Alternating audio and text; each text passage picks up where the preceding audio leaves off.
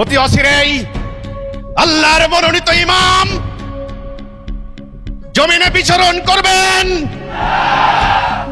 আল্লাহর মনোনীত ইমামের ডাকে সমস্ত জান্নাতি ফিরকা, সমস্ত মুমিন মুমিনা হামাগুড়ি দিয়ে আসবে, হিমালয় অতিক্রম করে আসবে, পঙ্গপালের মতো আসবে, আল্লাহর মালায়েক চলে আসবে, গগন বিদারী চিৎকারে আবারও আল্লাহর তাওহীদ প্রতিষ্ঠিত হবে, নিপীড়িত নারী পুরুষ মুক্তি পাবে, মানবতা মুক্তি পাবে।